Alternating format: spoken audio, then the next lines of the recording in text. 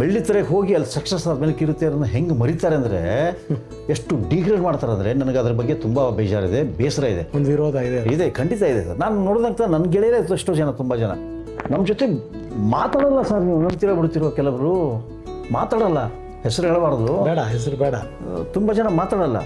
ನಿನ್ನ ಸಂಬಂಧ co artist ಅಂತ ಇರಲಿಲ್ಲಪ್ಪ, ವಿ ಆರ್ ಫ್ರೆಂಡ್ಸನ್ನು ಮರಿತೀಯಲ್ಲ ನೀನು.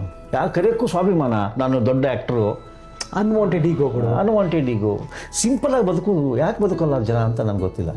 ನಾನು ಅವಾಗ ತುಂಬ ಸೀರಿಯಲ್ ಹೀರೋ ಆಗಿ ಮಾಡಿದ್ದೆ. ನಾನು ಸ್ವಲ್ಪ ಭಾಳ ಪಾಪ್ಯುಲರು, ಭಾಳ ಸರ್ ಇಲ್ಲ ಯು ಆರ್ ವೆರಿ ಫೆಮಿಲಿಯರ್ ಇದ್ದೆ. ಅದು ನನ್ನ ತಲೆಗೆ ಏರ್ಬಿಡುತ್ತೆ ಮೋಸ್ಟ್ಲಿ. ಸ್ವಲ್ಪ ಆ್ಯಟಿಟ್ಯೂಡು ಅದೆಲ್ಲ ಶುರುವಾಯಿತು. ದೇವರು ಅಲ್ಲೇ ಕೊಡ್ತಾನೆ ಸರ್. ಒಂದು ಸೀರಿಯಲ್ ಮಾಡಿದ್ದೆ, ಸೂಪರ್ ಹಿಟ್ ಸೀರಿಯಲು, ಯಾವುದೋ ಕಾರಣಕ್ಕೆ ಅದು ವೈಂಡ್ ಅಪ್ ಆಗಿಬಿಡ್ತು. ಅದು ಆಗಿ 1 ವರ್ಷ ನನಗೊಂದು ಫೋನ್ ಕಾಲ್ ಬರಲಿಲ್ಲ ಸರ್. 1 ವರ್ಷ ಮನೇಲಿ ಕೂತಿದ್ದೆ ನಾನು.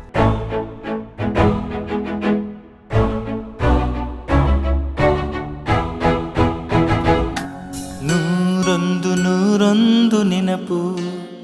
ಆಘಾತ ಆಯಿತು. ಆಘಾತ ಆದಮೇಲೆ ನಿಮ್ಮ ಚಿತ್ರ ಜೀವನ ಹೇಗೆ ಮುಂದುವರಿತು? ಏನೋ ಗೊತ್ತಿಲ್ಲ. ನಮ್ಮ ಚಿಕ್ಕಪ್ಪನಿಂದ ಅದು ಒಳ್ಳೇದು ಬಂತು ಕೆಟ್ಟದ್ದು ಬಂತು ನನಗೆ ಗೊತ್ತಿಲ್ಲ. ಅವರನ್ನೋರು ನಿನ್ನಲ್ಲಿ ಟ್ಯಾಲೆಂಟ್ ಇದ್ದರೆ ಅವರಾಗಿ ನಿನ್ನ ಹುಡ್ಕೊಂಬರ್ತಾರೆ. ನೀನು ನಿನ್ನ ಫೋಟೋ ಆಲ್ಬಮ್ ಹಿಡ್ಕೊಂಡು ನನ್ನೊಂದು ಪಾತ್ರ ಕೊಡಿ, ನನ್ನ ಹೀಗಿದೆ ಅಂತ ಕೂತು ಸ್ವಾಭಿಮಾನ ನೀನು ಕಳ್ಕೊಬೇಡ, ಯಾರಿಗೂ ಬಗ್ಗಬೇಡ. If you want to do something in your life, dare to say no. ಕೇಳ್ಕೊಂಡು ಹೋಗೋಬೇಡ ಯಾರ ಹತ್ರ. ನಿನ್ನಲ್ಲಿ ಟ್ಯಾಲೆಂಟ್ ಇದ್ದರೆ ಬರ್ತಾರೆ ಅವರು. ಅದನ್ನು ಕಲಿಸಿದ್ರೆ ನಮಗೆ. ಹಾಗಾಗಿ ನಾವು ಅಲ್ಲಿ ಯಾರ ಹತ್ರನೂ ಯಾರು ಮನೆ ಬಾಗಿಲಿಗೆ ಹೋಗಿ ತಟ್ಟಲಿಲ್ಲ ನಾನು, ನನ್ನ ಕೆಲಸ ಕೊಡಿ ಅಂತ. ಮೇ ಬಿ ಅದರಿಂದ ಇರ್ಬೋದು ಚಿತ್ರರಂಗ ನಮ್ಮನ್ನು ದೂರ ಇಟ್ಬಿಡ್ತು. ಚಿತ್ರರಂಗದಲ್ಲಿ ನಾನು ಜಾಸ್ತಿ ಆ್ಯಕ್ಟಿವ್ ಆಗಲಿಲ್ಲ. ಆಮೇಲೆ ನನಗೆ ಆಫ್ಕೋರ್ಸ್ ಅನ್ನ ಕೊಟ್ಟಿದ್ದು ಕಿರುತೆರೆ.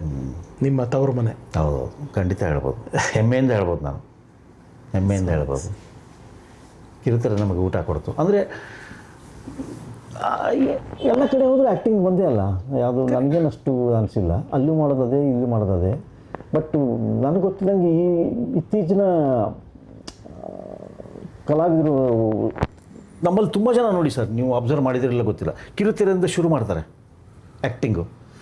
ಅಲ್ಲಿ ಸಕ್ಸಸ್ ಆದಮೇಲೆ ಬೆಳ್ಳಿತೆರೆಗೆ ಹೋಗ್ತಾರೆ.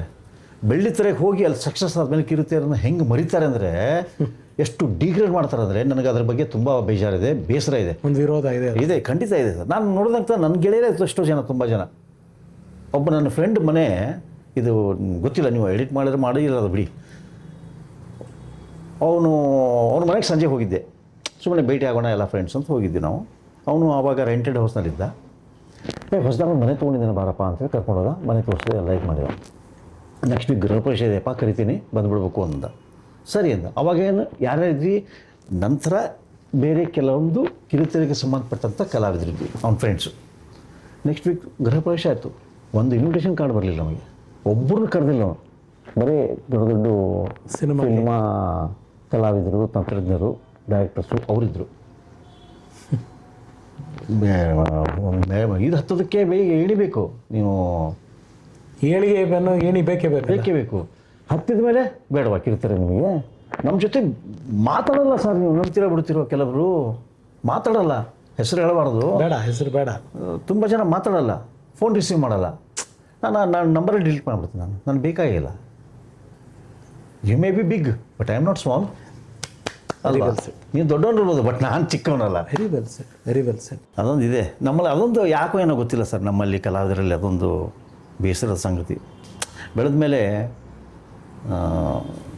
ಗೆಳೆಯರು ಮರಿತಾರಲ್ಲ, ಅದು ಬೇಜಾರು. ನಿನ್ನ ಸಂಬಂಧ ಕೋ ಆರ್ಟಿಸ್ಟ್ ಅಂತ ಇರಲಿಲ್ಲಪ್ಪ, ವಿ ಆರ್ ಫ್ರೆಂಡ್ಸನ್ನು ಮರಿತೀಯಲ್ಲ ನೀನು. ಯಾವ ಜನ್ಮದ ಕರ್ಮನೋ ನಿಂದು ಅಂತ ನನಗೆ ಗೊತ್ತಿಲ್ಲ. ಮೋಸ್ಟ್ಲಿ ನೀನು ತಪ್ಪು ಮಾಡಿದ್ಯಾ, ನೀನು ಪಾಪ ಮಾಡಿದ್ಯಾ, ಅದಕ್ಕೆ you are not ready to face the consequences. And ಎಷ್ಟೋ ಜನ ಮನೇಲಿ ಒಬ್ಬರೇ ಇರ್ತಾರೆ, ಫ್ರೆಂಡ್ಸ್ ಇಲ್ಲ. ಒಂದು ಫೋನ್ ಬರಲ್ಲ ಸರ್, ಯಾರೂ ಬರಲ್ಲ. ನಿನ್ನ ಫ್ರೆಂಡ್ಸೇ ಇಲ್ಲಲ್ಲ ನಿನಗೆ. ಯಾರು ಕರೆಯೋಕ್ಕೂ ಸ್ವಾಭಿಮಾನ, ನಾನು ದೊಡ್ಡ ಆ್ಯಕ್ಟ್ರು, ಅನ್ವಾಂಟೆಡ್ ಈಗೋ ಸಿಂಪಲಾಗಿ ಬದುಕೋದು ಯಾಕೆ ಬದುಕಲ್ಲ ಜನ ಅಂತ ನನಗೆ ಗೊತ್ತಿಲ್ಲ. ಸಿಂಪಲ್ ಆಗಿರಿ. ಸಿಂಪಲ್ನ ಕಾಂಪ್ಲಿಕೇಶನ್ ಮಾಡ್ಕೊತಿರೋದು ನೀವುಗಳು. ಕಾಂಪ್ಲಿಕೇಶನ್ ಮಾಡಿಕೊಂಡ್ರೆ ನಿಮಗೆ ಮೆಂಟಲಿ ತುಂಬ ಹರಾಸ್ಮೆಂಟ್ 100% ಅದು. ಇವಾಗ ಹೆಂಗೆ ಅಂದರೆ ಸರ್, ನಮ್ಮಲ್ಲೂ ಕೆಲವರು ನಾವು ನೋಡಿರ್ತೀವಲ್ಲ, ಇವಾಗ ನಾವೆಲ್ಲ ಹೋಗೋಬಾರು ಅಂತ ಫ್ರೆಂಡ್ಸ್ಗಳು ಮಾತಾಡ್ಕೊಂಡು ಬೆಳೆದಿರ್ತೀವಿ ಒಟ್ಟಿಗೆ. ಬಟ್ ಒಬ್ಬರೊಬ್ಬರು ಒಂದೊಂದು ಸ್ಥಾನಕ್ಕೆ ಬಂದಾಗ ದೇ ಎಕ್ಸ್ಪೆಕ್ಟ್ ಅಣ್ಣ ಅಂತ ಕರಿಬೇಕು, ಬಾಸ್ ಅಂತ ಕರಿಬೇಕು. ನಾವು ಯಾಕೆ ನಿನ್ಗಂಗೆ ಕರಿಬೇಕು?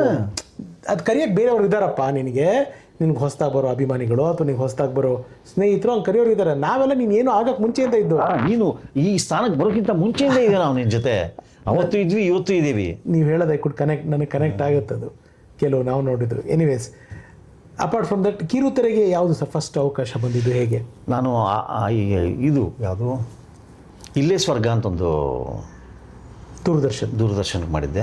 ಅಂದರೆ ಜಸ್ಟ್ ನಮ್ಮದು ಆಘಾತ ರಿಲೀಸ್ ಆಗಿ ನನಗೆ ಆಘಾತ ಆದಮೇಲೆ ಬಂದಿದ್ದು ಸೀರಿಯಲ್ ಫಸ್ಟು. ಅದು ರಾಜವರ್ಧನ್ ಅಂತ ನಿರ್ದೇಶಕರು ಅವರು ಮಾಡಿದ್ದು. ನಾನು ಮತ್ತು ಹೇಮಾ ಪಂಚಮುಖಿ ಅವರು ಒಟ್ಟಿಗೆ ಆ್ಯಕ್ಟ್ ಮಾಡಿದ್ದು ಅದರಲ್ಲಿ. ಸೊ ಅದು ಫಸ್ಟ್ ನನ್ನ ಎಕ್ಸ್ಪೀರಿಯೆನ್ಸು. ಓಕೆ, ಹೇಗಿತ್ತು ಕಿರುತೆರೆ ಫಸ್ಟ್ ಎಕ್ಸ್ಪೀರಿಯೆನ್ಸ್ ನಿಮಗೆ? ಯಾಕೆಂದರೆ ಇದರಲ್ಲಿ ತುಂಬ ಸ್ಟ್ರೆಸ್ ಇತ್ತು. ಈ ಕಡೆ ನೀವು ಆ್ಯಕ್ಟ್ ಮಾಡಬೇಕಾಗಿತ್ತು, ಪ್ರೊಡಕ್ಷನ್ ರೆಸ್ಪಾನ್ಸಿಬಿಲಿಟೀಸ್ ಇತ್ತು, ಎಲ್ಲವೂ ನೋಡ್ಕೋತಿದ್ರಿ. ಅಲ್ಲಿ ಕಿರುತೆರೆಯಲ್ಲಿ ಹೇಗೆ? ಅಲ್ಲಿಯೂ ಯಾಕಂದರೆ ಆ್ಯಕ್ಟಿಂಗ್ಗೆ ಫಸ್ಟ್ ನಮ್ಮ ಸ್ಟಾರ್ಟಿಂಗ್ ತುಂಬ ಕಷ್ಟನೇ ನಮಗೆ. ಅಂದ್ರೇನು, ನನಗೆ ಸಡನ್ನಾಗಿ ಧಾರವಾಡದಲ್ಲಿ ಬೆಳೆದಂಥ ಹುಡುಗ, ಯಾವುದು ಗಂಧ ಗಾಳಿ ಇಲ್ಲ, ಇಂಡಸ್ಟ್ರಿಗೆ ಸಂಬಂಧನೇ ಇಲ್ಲ, ಅಲ್ಲಿಂದ ಬಂದವನು ಟಪ್ ಅಂತ ಇಲ್ಲಿ ಬಿದ್ದಿದ್ದೆ ನಾನು. ಆ ಟ್ರಿಗರ್ ಆಗಿದ್ದೇನು ಶ್ರೀಕಾಂತ್ ಸರ್ ನಿಮಗೆ? ನಾನು ಆ್ಯಕ್ಟ್ ಮಾಡಬೇಕು ಅಂತ ಅನಿಸಿದ್ದೇನು ಬಿಫೋರ್ ಆಗತ್ತಾ?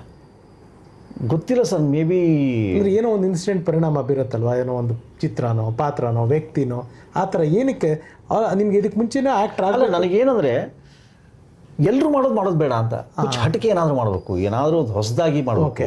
ಎಲ್ಲರೂ ನೀನು ನಾಳೆ ಒಬ್ಬನ ಬ್ಯಾಂಕ್ ಎಂಪ್ಲಾಯ್ ಆಗ್ತೀಯೋ ಅಥವಾ ಇನ್ಸ್ಪೆಕ್ಟರ್ ಆಗ್ತೀಯೋ, ಅದು ಅದ್ರ ಬಗ್ಗೆ ರೆಸ್ಪೆಕ್ಟ್ ಇದೆ ಅಲ್ಲ, ಅದು ಆ ವೃತ್ತಿ, ಆ ಗೌರವ, ಅದು ಬೇರೆ. ಒಬ್ಬ ಇಂಜಿನಿಯರ್ ಆಗ್ತೀಯೋ ಅಥವಾ ಎಲ್ಲೋ ಒಂದು ಕಡೆ ಬ್ಯಾಂಕಲ್ಲಿ ಕೆಲಸ ಮಾಡ್ತೀಯೋ, ಏನೋ ಮಾಡ್ತೀಯೋ, ಅದು ಬಿಟ್ಟು ಬೇರೆ ಏನಾದರೂ ಮಾಡಬೇಕು, ಹೊಸದು ಏನಾದರೂ ಮಾಡಬೇಕು. ಆಮೇಲೆ ನನಗೆ ಮುಂಚೆಯಿಂದನೂ ಈ ಡೈರೆಕ್ಷನು ಅದು ಅದ್ರ ಬಗ್ಗೆ ಎಲ್ಲ ತುಂಬ ಆಸಕ್ತಿ ಇತ್ತು. ಸೊ ಹಾಗಾಗಿ ನನಗೆ ಒಬ್ಬ ಯಾವುದೊಂದು ಫಾರ್ ಎಕ್ಸಾಂಪಲ್ ಒಂದು ಇನ್ಸ್ಪೆಕ್ಟರ್ ಆದೆ ಅಂತ ಅಂದ್ಕೊಳ್ಳಿ, ನಾವು ಅದೊಂದೇ ಪಾತ್ರ ಮಾಡೋಕ್ಕೆ ಸಾಧ್ಯ ನಾನು ಜೀವನ ಪರ್ಯಂತ. ಇಲ್ಲಾಂದರೆ ಎಲ್ಲ, ಇವತ್ತು ಇನ್ಸ್ಪೆಕ್ಟರ್ ಆಗ್ಬೋದು, ನಾಳೆ ಡಾಕ್ಟರ್ ಆಗ್ಬೋದು, ನಾನು ಇನ್ನೊಂದು ಸರಿ ಪೊಲಿಟಿಷಿಯನ್ ಆಗ್ಬೋದು. ಬಾಡಿನಲ್ಲಿ ಒಂದೊಂದು ದಿನಕ್ಕೊಂದು ಬಣ್ಣದ ವೇಷ. ಸೊ ನಿಮ್ಗೆ ಎಲ್ಲನೂ ಬರುತ್ತಲ್ಲ, ಎಲ್ಲ ಸಿಗುತ್ತೆ, ಎಲ್ಲ ಭಾಗ್ಯ ಸಿಗುತ್ತೆ ನಿಮಗೆ. ಆಮೇಲೆ ಬ್ಯೂಟಿಫುಲ್ ಆ್ಯಕ್ಟ್ರಸ್ ಪ್ರೊಫೆಷನ್ ಅಂದರೆ ನಾವು ಅಲ್ಲದೆ ಇರೋದನ್ನ ಆಗಿ ಜನದ ಮುಂದೆ ಬರ್ತೀವಲ್ಲ, ಅದು ಅದಕ್ಕಿಂತ ಭಾಗ್ಯ ಏನು ಬೇಕು ಸರ್ ನಿಮಗೆ? ಕರೆಕ್ಟ್. ಎಲ್ಲ ಪಾತ್ರದ ಒಳಗಡೆ ಹಿಂಗೆ ಹೋಗಿ ಬರ್ತೀವಿ ನಾವು, ಇಳಿಗೆ ಬರ್ತೀವಿ, ಎಲ್ಲ ಮನೆಯಲ್ಲೂ ಹಿಂಗೆ ಹೋಗಿ ಬರ್ತೀವಿ. ಕರೆಕ್ಟ್. ಸೊ ಒಬ್ಬ ಇನ್ಸ್ಪೆಕ್ಟರ್ ಮನೇಲಿ ಹೋಗ್ತೀವಿ, ಒಬ್ಬ ಲಾಯರ್ ಮನೆಗೆ ಹೋಗ್ತೀವಿ, ಡಾಕ್ಟರ್ ಮನೆ ಹೋಗ್ತೀವಿ, ಅಥವಾ ಒಬ್ಬ ಕೆಟ್ಟ ಮನುಷ್ಯನ ಮನೆ ಒಳಗಡೆನೂ ಹೋಗಿ ಬರ್ತೀವಿ ನೆಗೆಟಿವ್ ಕ್ಯಾರೆಕ್ಟರ್ ಮಾಡಿದಾಗ. ಕರೆಕ್ಟ್. ಸೊ ನಿಮಗೆ ಇಲ್ಲೇ ಸ್ವರ್ಗ ಆದಮೇಲೆ ಕಿರುತೆರೆ ತುಂಬ ದೊಡ್ಡ ಥರದಲ್ಲಿ ವೆಲ್ಕಮ್ ಮಾಡ್ತು ಅಂತ ಕಾಣುತ್ತೆ. ಸಾಕಷ್ಟು ಧಾರಾವಾಹಿಗಳು ಬಂತು. ಕೊನೆಗೆ ಕಂಟಿನ್ಯೂಸ್ ಆಗಿ ನಾವು ಮಾಡ್ತಾ ಹೋದೆ. ಅದು ಆವಾಗ ವೀಕ್ಲಿ ಎಪಿಸೋಡ್ ಇತ್ತು, ಆಮೇಲೆ ಡೈಲಿ ಸೋಪ್ ಶುರು ಆಯಿತು. ಡೈಲಿ ಸೋಪ್ ಶುರು ಆದಮೇಲೆ ಸುಮಾರು ಬಂತು. ನಂದೇ ತಪ್ಪು ಅನಿಸುತ್ತೆ. ನಾನು ಅವಾಗ ತುಂಬ ಸೀರಿಯಲ್ ಹೀರೋ ಆಗಿ ಮಾಡಿದ್ದೆ. ನಾನು ಸ್ವಲ್ಪ ಭಾಳ ಪಾಪ್ಯುಲರು, ಭಾಳ ಸರ್ ಇಲ್ಲ, ಯು ಆರ್ ವೆರಿ ಫೆಮಿಲಿಯರ್ ಇದ್ದೆ. ಅದು ನನ್ನ ತಲೆಗೆ ಏರ್ಬಿಡುತ್ತೆ ಮೋಸ್ಟ್ಲಿ. ಸ್ವಲ್ಪ ಆ್ಯಟಿಟ್ಯೂಡು ಅದೆಲ್ಲ ಶುರುವಾಯಿತು. ದೇವರು ಅಲ್ಲೇ ಕೊಡ್ತಾನೆ ಸರ್. ಒಂದು ಸೀರಿಯಲ್ ಮಾಡಿದ್ದೆ, ಸೂಪರ್ ಹಿಟ್ ಸೀರಿಯಲ್ಲು. ಯಾವುದೋ ಕಾರಣಕ್ಕೆ ಅದು ವೈಂಡ್ ಅಪ್ ಆಗಿಬಿಡ್ತು. ಅದು ಆಗಿ 1 ವರ್ಷ ನನಗೆ ಒಂದು ಫೋನ್ ಕಾಲ್ ಬರಲಿಲ್ಲ ಸರ್. 1 ವರ್ಷ ಮನೇಲಿ ಕೂತಿದ್ದೆ ನಾನು, ಕೆಲಸ ಇಲ್ಲ, ಸುಮ್ಮನೆ ಖಾಲಿ ಮನೆಯಲ್ಲಿ. ದಿನ ಬೆಳಗ್ಗೆ ಆದರೆ ಟೀ ಕುಡಿದು ತಿಂಡಿ ತಿಂದು ಮಧ್ಯಾಹ್ನದವರೆಗೆ ಸಂಜೆವರೆಗೆ ಏನು ಮಾಡೋದಪ್ಪ, ಅಷ್ಟು ಬ್ಯುಸಿ ಆಗಿಬಿಟ್ಟು. ಅಷ್ಟು ಬ್ಯುಸಿ ಇದ್ದವ್ ನಾನು. ತಿಂಗಳಿಗೆ 28 ದಿವಸ 30 ದಿವಸ 28 ದಿವಸ ಕೆಲಸ ಮಾಡಿದ್ದೀನಿ ಸರ್ ನಾನು. ಶಿಫ್ಟ್ಗಳಲ್ಲಿ ಕೆಲಸ ಮಾಡಿದ್ದೀನಿ. 28 ದಿವಸ ಕೆಲಸ ಮಾಡಿ ತಿಂಗಳಿಗೆ ಇವತ್ತು 1 ದಿವಸನೇ ಕೆಲಸ ಇಲ್ಲ ಅಂದಾಗ ಗಾಬರಿ ಆಗ್ಬಿಡುತ್ತೆ, ಏನೇ ಹಿಂಗಾದರೆ ಅಂತ. ಅದಕ್ಕೆ ಹೇಳೋದು, ನಮ್ಮ ಒಂಥರ ಇದು ನಮ್ಮ ಚಿತ್ರರಂಗ ಆಗಲಿ ಅಥವಾ ಕಿರುತೆರೆ ಆಗಲಿ ನೀರಿನ ಮೇಲೆ ಗುಳ್ಳೆ ಥರ, ಯಾವಾಗ ಏನಾಗುತ್ತೆ ಏನು ಹೇಳೋಕ್ಕಾಗಲ್ಲ. ಸೊ ಕೊನೆಗೆ ನಮ್ಮ ಇನ್ನೊಬ್ಬರು ನಿರ್ದೇಶಕರು ಮನೇಲಿ ಕೂತಿದ್ದೆ. ನಾನು ಹೆಂಡತಿಗೇನು ಹುಷಾರಿರಲಿಲ್ಲ, ಡಾಕ್ಟರ್ ಹತ್ರ ಕರ್ಕೊಂಡೋಗಿದ್ದೆ. ಅದು ನಾರ್ಮಲ್ ಏನೋ ಒಂದು ಜ್ವರ, ರೋಟೀನ್ ಚೆಕಪ್ ಹತ್ರ ಹೋದಾಗ ಒಂದು ಫೋನ್ ಬಂತು. ಎಲ್ಲಿದೆಯಪ್ಪ ಅಂತಂದರು. ನಮ್ಮ ನಾಗ್ತಿಳಿ ಚಂದ್ರಶೇಖರ್ ಸರ್, ಮೇಷ್ಟ್ರು. ಎಲ್ಲಿದೆಯಪ್ಪ ಅಂತಂದರು. ಸರ್ ಇಲ್ಲೆಲ್ಲೋ ಹೊರಗಡೆ ಐತೆ ಅನ್ಕೊ. ಎಲ್ಲಿ ಬರೋಕ್ಕಾಗುತ್ತಾ ಮನೆಗೆ ಅಂತಂದರು. ಹಾಂ ಬರ್ತೀನಿ ಸರ್, ಈಗಲೇ ಬರ್ತೀನಿ ಅಂದರು. ಅಲ್ಲೆಲ್ಲೋ ಶೂಟಿಂಗ್ ನಡೀತಾ ಇದೆ, ಯಾರೊಬ್ಬರನ್ನ ಕಾಸ್ಟ್ ಮಾಡಿದ್ದಾರೆ. ಅವ್ನು ಪಾಪ ಅವನೇನೋ ಕಷ್ಟಪಡ್ತಾ ಇದ್ದ ಈಗ. ಬಟ್ ಅದು ಟೆಲಿಕಾಸ್ಟ್ ಹೋಗ್ಬೇಕು, ಅರ್ಜೆಂಟ್ ಇದೆ, ಆನ್ ಏರ್ ಇದೆ, ಹೋಗಲೇಬೇಕು, ಡೈಲಿ ಎಪಿಸೋಡ್ಸು. ಮನೆಗೆ ಅವ್ರ ಆಫೀಸ್ಗೆ ಹೋದೆ. ಬೆಳಿಗ್ಗೆ 9-10 ಗಂಟೆಗೆ ನಾನು ಆಫೀಸ್ಗೆ ಹೋದೆ. ಅಲ್ಲಿಂದ ಮಾತುಕತೆ ಆಗಿ ಡೈರೆಕ್ಟ್ ಲೊಕೇಶನ್ ಹೋಗಿದ್ದು ನಾನು. ಮನೆಗೆ ಹೋಗ್ತಾ ಬಟ್ಟೆ ತೊಗೊಂಡು ಲೊಕೇಶನ್ ಹೋಗ್ಬಿಡಪ್ಪ ಅಂತಂದರು. ಎಲ್ಲಿ ಮತ್ತು ಯಾವತ್ತಿಂದ ಡೇಟ್ ಬೇಕು ಸರ್ ಅಂತಂದೆ ನಾನು. ಈಗ ಬೇಕಪ್ಪ, ಮಧ್ಯಾಹ್ನದಿಂದ ಬೇಕು ಅನ್ನಂತಾರೆ. Nice person.